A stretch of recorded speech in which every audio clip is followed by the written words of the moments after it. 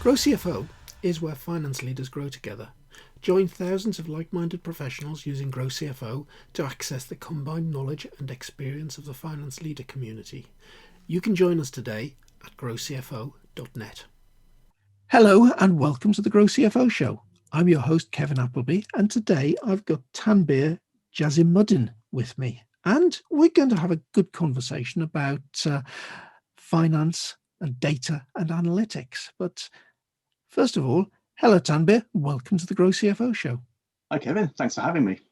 So, Tanbir, tell me a little bit about yourself. I think a bit like me, your background's management consulting, isn't it? Yeah, although I actually started off as an accountant. I don't know why I ended up in accountancy. I did a chemistry degree, and I think one day decided I don't want to be stuck in a lab all my life. Accountant salaries don't look too bad, so as a 21-year-old, that's what I started doing. But yeah, I mean, after a while, I think I got to a point, like a lot of people in my career, where I had a choice. You know, my next promotion would basically firmly set in a finance career if I took that, or I could try something different. And thankfully, I had some management consultancy opportunities available, and decided to go for that. So yeah, spent about 5 years in management consultancy, and probably a bit more actually than that, because I left to go back into finance rather than back into management consultancy. That's a longer story. Yeah, so I spent quite a lot of time in management consultancy, and I think it gets to a point you absolutely love the work, you love the clients, you love the companies that you're working for, but it does take your toll. It does take a massive toll on you. You know, you're never at home. You spend more time in airport lounges. You know, you're doing some really cool stuff, and you're always excited. So you're always on adrenaline. But yeah, you know, 20-hour days just aren't sustainable in the longer term. So I wanted something a bit more predictable. So I decided to come back out of management consultancy. Still trying to figure out exactly what I want to do, but I guess these days I'm back in the kind of finance coalface and enjoying it so far. Yeah. So you're with a company called Vardags at the moment. Yeah, so it's by far the smallest company I've worked for. A very small law firm. We have about 100 people in the firm. But it's a firm that specialises in family law, predominantly divorce, and it's a firm that's actually grown. It tripled its size in the last 5 years, and the owners want to do the same again in the next 5 years. So it's a really interesting place to be right now, from a number of angles. I'd guess with lockdown and COVID and so on, and everybody being stuck indoors, there's possibly an upturn in divorces, and family law is probably looking quite good. Yes and no. I mean, right, you know, for some strange reason, when people are locked down and can't go anywhere, they don't really want to initiate divorce proceedings at that point in time.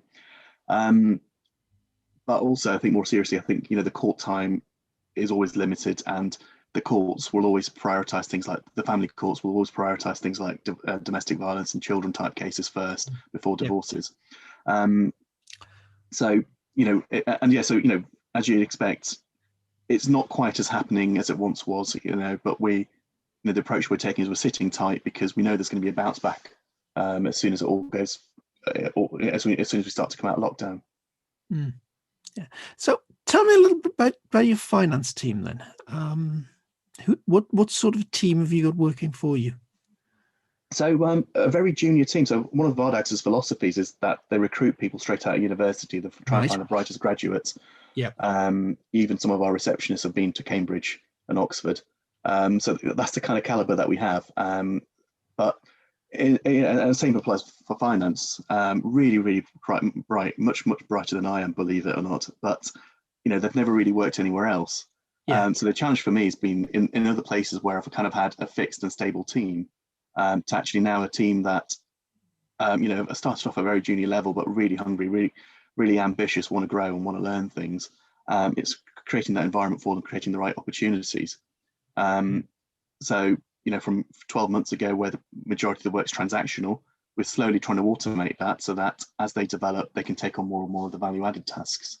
Okay, that's interesting. So you're doing a lot of things. I believe you've got an award. Yeah, I'm glad you mentioned that. So Generation CFO and the ACCA ran an event a few weeks ago, the Digital Finance Function Award. And yeah, we've got Transformer of the Year. And I think that just kind of shows the journey that the team have come on. You know, before I joined, I think they'd only just started to do management accounts. And even then it was very kind of descriptive, and I wasn't quite given the full picture. Whereas now, what we produce is a lot more diagnostic and and in some cases predictive, and with some of our forecasting. So we're kind of moving up the maturity curve on that respect. Yeah. So tell me some of the things that you're doing then. If you're moving up the maturity curve, what are the key changes that move you up that curve? Well, firstly, it's understanding what are the things that take you. Firstly, it's the big picture. What are the things that's taken a long time for you to do?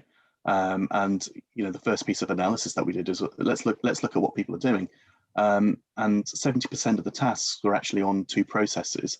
One of them being reporting, which was taking about 30 to 40% of everyone's time. And it was all kind of done manually in Excel. The number of times I kind of see people dumping data from a system into and pivot tabling it and stuff. So, we did an initial piece to try and automate some of that. And now we're actually fully, we're doing it again, the second phase, which is, we're putting in, I'm allowed to say it, Power BI, with a kind of a proper data marts and data warehouses behind that. Which again, gives us most of the information that we need to make decisions around the business, and gives us insight into where we can get better. So that's taken up most of our time. In the background as well, we're also investigating process automation. So what we have been doing is looking at simplifying the processes and eliminating the tasks that don't need to be done. We're trying to iron out the kind of people side of the people side of the processes that cause blockages. And then once we've done that, we're looking at some applications that will then basically be performed by bots. Fantastic. And the starting point of that one, it's so simple but so effective. And you've reminded me of so many consulting assignments where, and I've been the finance guy or the numbers guy on the project team. And the first question is, well, we need some data about what we're trying to change, what we're trying to save. So I was like, well, go do some activity analysis. So practical lessons. How did you do that activity analysis? What sort of process did you go through there? In a law firm, people used time recording. So I didn't actually say do things in 6-minute intervals. And I said, right, what are the things that you do? As any new manager will do, what are the things you do? How much time do you spend on it? Then you kind of got that first overall picture. Then you start to unpick certain things, and certain things that you actually have to kind of watch people do to fully understand what exactly they're doing. Obviously, that last bit's been a bit harder during COVID, because as soon as I joined, I think about 2 weeks later, we're all in lockdown. But we've kind of had a pretty good stab at working remotely. So these things have been ongoing. But it is good old-fashioned activity analysis. You're not going to do everything at once, so you pick the biggest problem and start to drill down. So what sort of level of accuracy did you go to in that activity analysis? I know that I've always taken a view that, well, it's good enough. You don't have to record the 6-minute intervals. No. You want to know if it's you're not really interested if it's 51% or 49%. Around 50% of your time doing this is a good enough number. Is that the sort of approach you took? It's being very pragmatic about it. I didn't need to know that data. I just need to know roughly what you're doing. And approximate numbers were fine in this case. Because that's that was good enough for me to make a decision around what do I tackle first. And then you start to prioritize things in terms of what's the overall benefit of that versus the time taken to deliver. So you're tackling the low-hanging fruit first. And then the more difficult ones, which will give you more benefit, that's kind of your longer-term project roadmap. Don't know about you, but I often find difficulty getting that concept of it can be a fairly rough and ready figure across to accountants, because we're all used to a spurious level of accuracy where we've got to have about 4 decimal places in our Excel spreadsheets. I'll give you an example of that mindset. So I had a consultancy project at a FTSE 100 company, and we're basically, the brief was, how do we get to a 3 or 4 day close at month end as opposed to a 2 to 3 week close? And the finance team, all ex-auditors, all really good at what they do, but they were interested in just balancing things right down to the penny before they're sending out any reporting to the business. And the business were telling me, well, I don't care if it's down to the nearest penny. I need it something now, so that's good enough for me to make a decision on. If I get it in 2 weeks' time, it's too late. But just looking at some of the work that they're doing, we looked at all the month-end postings, and about 30% of journal entries, bearing in mind this is a multi-billion-pound company, were under £100. So yes, so all the accounts and all the reconciliations were balanced down to the nearest penny. In some cases, there were some 2p journals as well, but it really wasn't adding any value. You're well past the kind of law of diminishing returns at that point. Yeah. So it's really kind of addressing that. What do you want? Do you want quality or do you want agility? Because you can't have both. Exactly. And what's the right balance? Yeah, and the further you get from month end with that result, the less you can do about it. Yeah. Heard a great analogy once. It was from a guy who'd regard himself as a guru in KPIs. And he gave the analogy of, well, there's a racing stable, and the stable has got the favourite to win the 4 o'clock at Kempton tomorrow. Problem is, the favourite has gone missing. They've reported an open stable door. They've reported the horse went cantering off without a jockey across the paddock at exactly 5 minutes past 4 yesterday afternoon in a particular direction. But and they've got lots and lots of information on the horse escaping. But the key bit of information that they didn't know was that, well, actually, you should have told us yesterday that the lock on the stable door was broken, and we could have fixed it.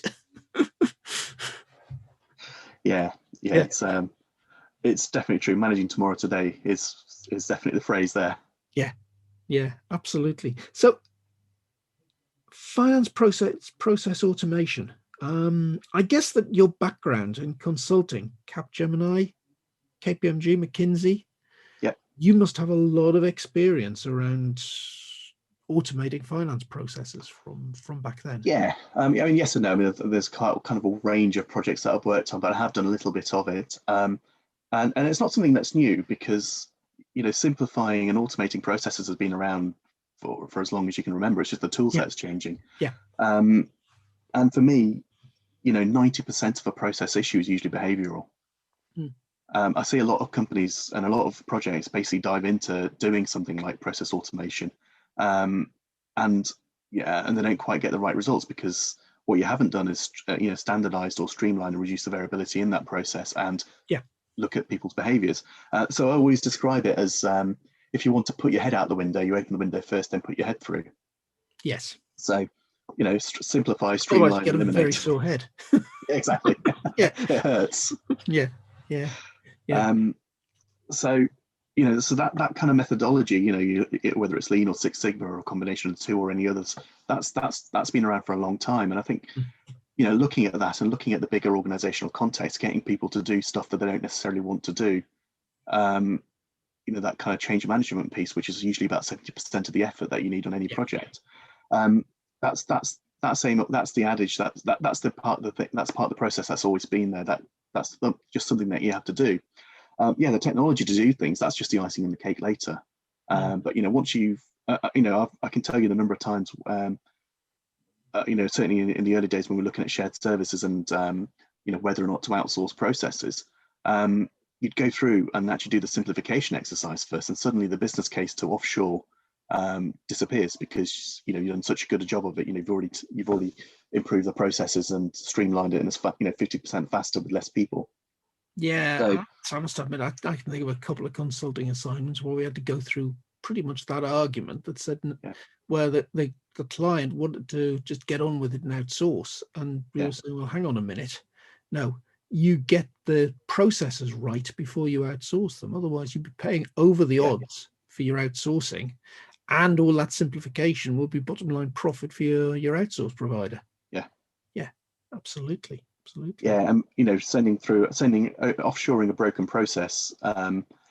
Broken processes are inherently reliant on the knowledge inside the existing people's heads. Once you've given it to somebody else in a different country, you probably need 2 or 3 times more people to do the same thing, because they don't know the workarounds. Yeah. So it does all come down to having data that can give you an insight. Data that tells you about your processes, tells you about where you're spending time. I guess data that's telling you about what's going wrong as well. Where are the bottlenecks? I think that's what you're interested in. It's not just about data, though. There's also an element of pragmatism. Okay, there's a huge bottleneck here, but do I really need to do that? And it comes back to the kind of lean way of thinking, which is the kind of the view of the customer.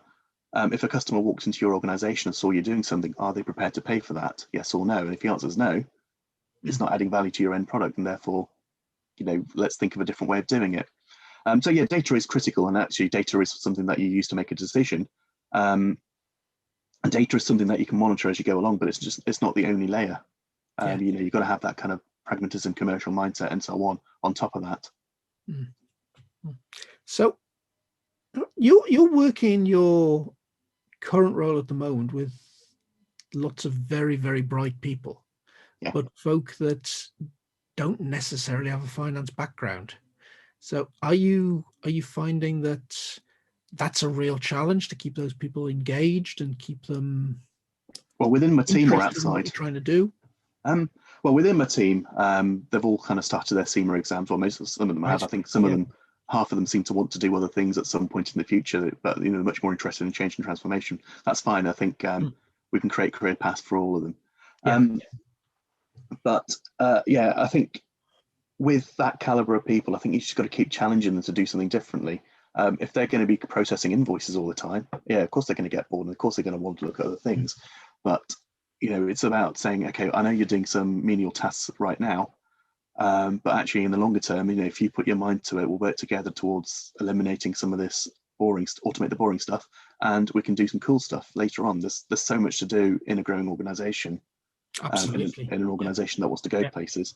And now our business is crying out for not just data on finance, but actually data on how we're performing, data on the market performance. Where are the opportunities? What about internally? Where do we have excess capacity? From my perspective, I just want to know the data to tell me who are the 3 people I need to kick this week. These are the sorts of things that we want to try and feed into with our data project.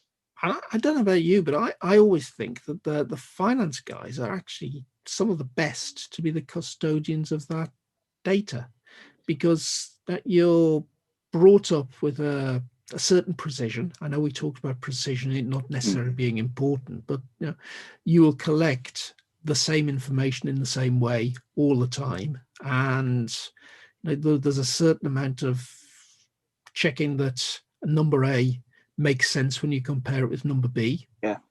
And there's the regular drumbeat of monthly reporting, which means you do things in a certain structured way. So I don't see why accounts should be restricted to just the numbers with pound signs on.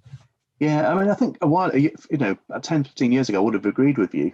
Finance do have that mindset, but actually they're not the only analytical people these days. Finance still do things the same way now as they were 20 years ago. They get the spreadsheet out, they do the calculations, but you look at two big things have happened since in the last however many years. I can't quite put a number if it's 10 years, 20 years, 30 years, but that it varies from industry to industry. But what has happened is that certainly when I was growing up, the marketing team were always seen as the kind of the ones who didn't really care about the numbers, whereas now they're the ones who've embraced big data and really driving forward advanced analytics. Yes. And secondly, there's so much more data around. And I don't think any one team can ever really be a custodian of data. If you get finance driving it, it's almost like the tail wagging the dog. So these days, I think, the chief data officer role has become a lot more prominent in a lot of organizations. And it's all about working in cross-functional teams, because one person is never going to know everything. So you kind of need that kind of multi-data domain experience and knowledge within a team where you can all crack the problem together. Yeah, I do absolutely get that. I think the only reason I would counter that slightly is the number of times that I've been in a business meeting and I've put up the business results. Then the sales guys put up the sales results, and suddenly his bottom line sales number isn't the same number as I put up on the accounts. And then rather than actually work out what we should be doing about the numbers, we spend the next half hour debating why the numbers are different. Yeah, and that's such a common problem, and it's all that's really around data governance. And what you'd probably have is that the sales team have probably created their own data set, the finance team have created their own data set.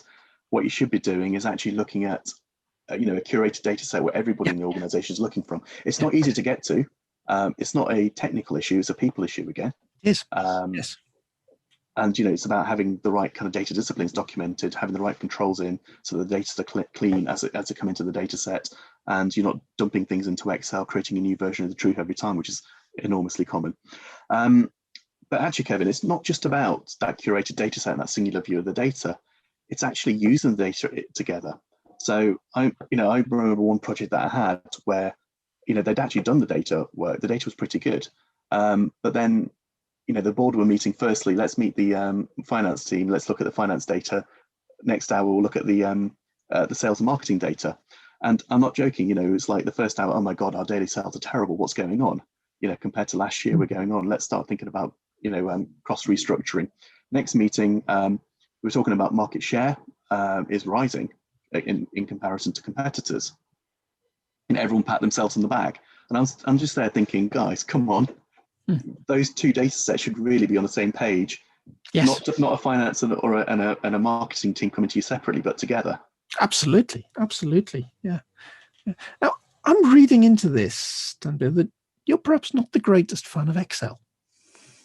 No, I mean, Excel has its place. Don't get me wrong. I've built a few models. I still use Excel quite a lot, but I think it's actually a limiting factor. And yeah, I see a lot of chatter on the web and LinkedIn in particular about there's a whole load of Excel fanboys, which slightly irritate me because yeah, it's great, but actually there's two things. Two of the many things that's wrong with it. Firstly, it's limited in terms of what you can do with it. There's so much cool technology out there to do stuff with data, and not just in terms of functionality, but also in terms of data volumes.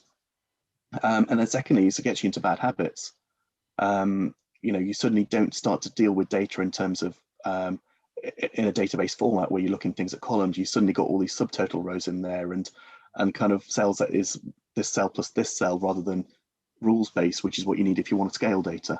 Yeah. When I mean scale data, you're talking, if you want to look at an entire view of the organization, you're looking at hundreds of millions of rows of data at least, and that's in the aggregated format, which you can never do in Excel. And if you did, it will take you forever because, how many workbooks do you need to join together to do that? Oh, absolutely. Which I guess is why you're looking at Power BI and tools like that. Yeah. I mean, Power BI just takes the heavy lifting out of it, and it gives me the interactivity. In the old days, before any of these business intelligence tools existed, the conversation you'd have in a meeting. Okay, let's explore sales. Okay, let's drill down to the next level. Can you tell me what's happened here? Let me go back to my team. I'll come back to you later today. And then that cycle would continue. Whereas now, it's not just Power BI. There are plenty of tools that do exactly the same thing. I just click on it, drill down, or create a different view of the data, or filter it in a different way, and I can see those answers straight away. So I can actually have the live conversations with people, and it's just so much more effective. Absolutely. So, outside your work in Vardags, Tanbir, you're involved in some FP&A groups. Yeah, just one of the things that I've always been advised to do by people more senior than me, and I'm offering the same advice for everybody else, is just build your personal brand outside work, get involved with networks, showcase the stuff that you're doing, and use it as an opportunity to learn from others as well. So there's no shortage of finance discussion groups, and certainly since the beginning of lockdown, they just seem to have exploded. I'm not just limited to the local regional groups in London, but all over the world. So I've got one tonight that's based in Dallas that I'm attending to. I am starting to feel lockdown fatigue a bit, Zoom fatigue at the moment, but there's so much learning out there, and I do encourage everyone to do it. But yeah, coming back to your question, a couple of things. I've done presentations externally, and right now I'm kind of working a bit with the FP&A Trends group. I've already mentioned Generation CFO. I'm doing a bit of work with FP&A Trends group. I think a couple of things specifically. One is I'm looking at I'm writing a white paper on data visualization in the FP&A space, and then secondly, we're kind of we formed a machine learning and an AI committee around how is artificial intelligence and machine learning being used in FP&A, to get better forecasts, more accurate insights into the organization, and ultimately drive better decisions. So yes, quite a massive group, the FP&A Trends group. They do quite a lot of they do a lot of things. It's a really good collection of leaders, finance leaders from across the world. We do a lot of good thinking, and it's just a really good way of kind of understanding what other people do and understand what best practices are. I like to think I take away much more from them than I have to offer back. So white paper on data visualization. Tell me a little bit more about that. Yeah, so so again, it comes back to a project that I once did.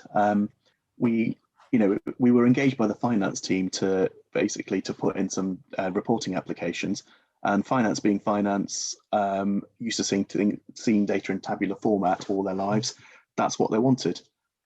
So we deliver that. I'm not saying there's anything wrong with that, but communication's an event that happens in the mind of the receiver. So as soon as we started to expand beyond finance, people in other teams are used to seeing things in different ways. Some people like bar charts, some people like scatter charts. The odd person even likes a pie chart, which I never understand why.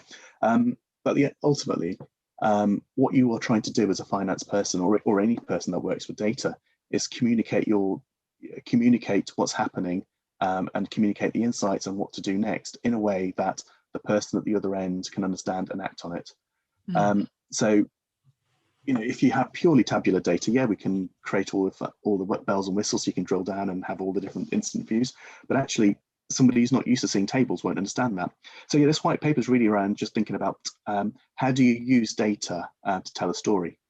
There is also the flip side, and people with Power BI or Click or Tableau suffer this as well, is that as soon as it's seen, because it's so easy to create new charts, you create every single permutation of the same data set, which then leads to a picture of confusion.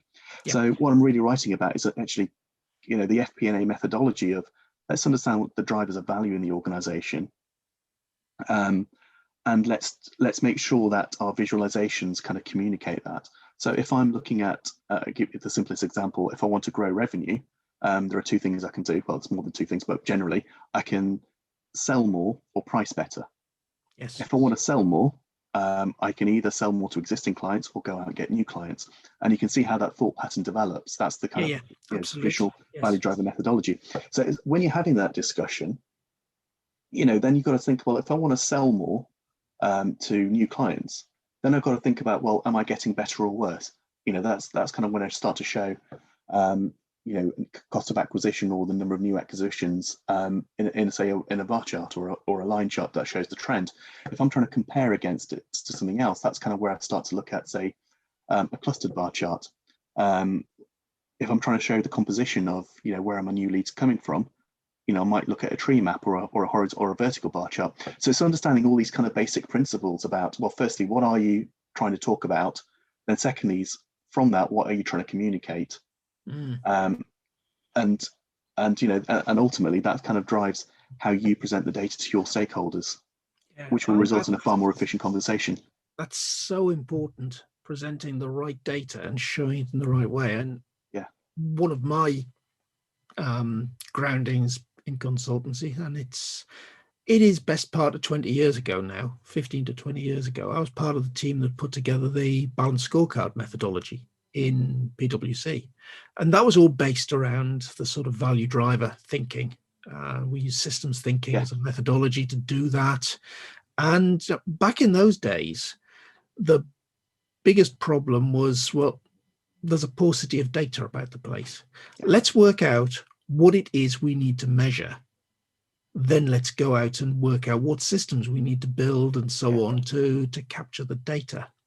And I just feel, fast forward 15, 20 years, the same underlying issue is there. What is it that we should measure? But the problem is the opposite one.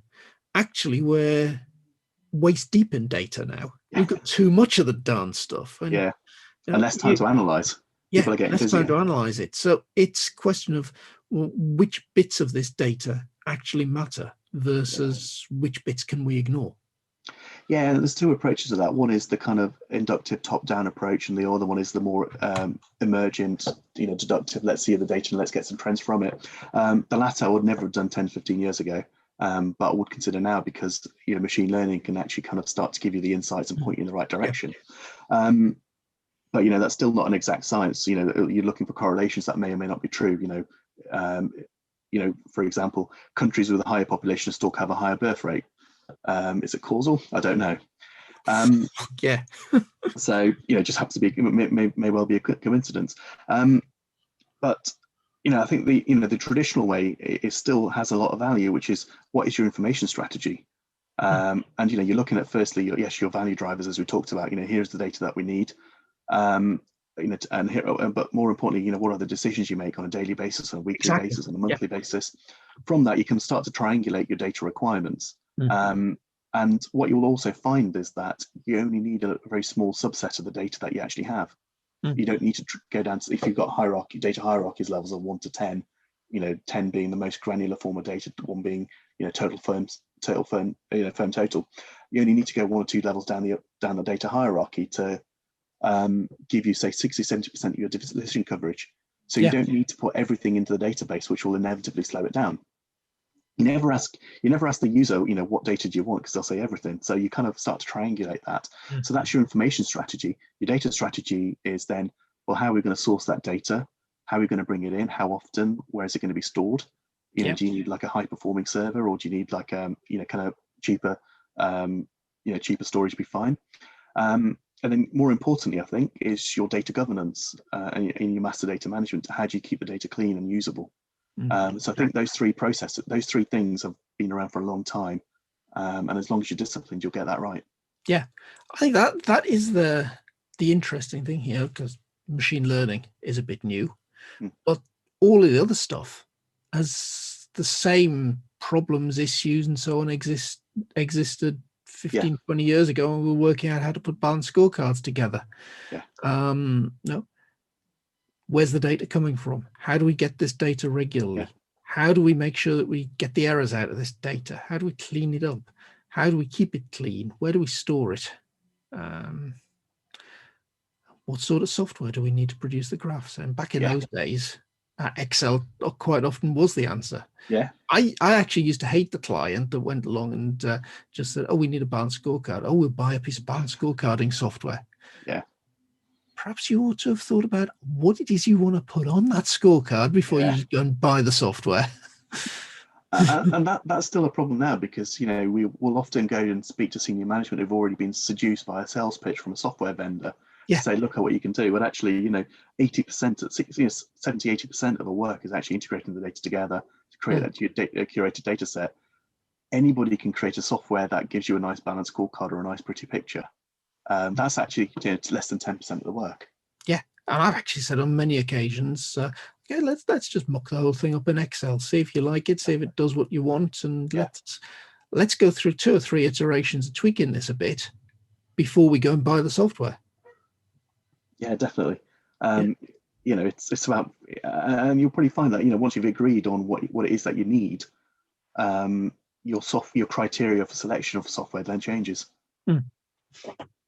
Yeah, absolutely. Tanbir, that has been absolutely fascinating. I know we could probably go and talk for hours here, because I think we're into a subject here in terms of FP&A and analysing data and presenting data that we both have a fascination for. So I think we probably ought to wrap this up now before we totally bore the audience with us being geeks.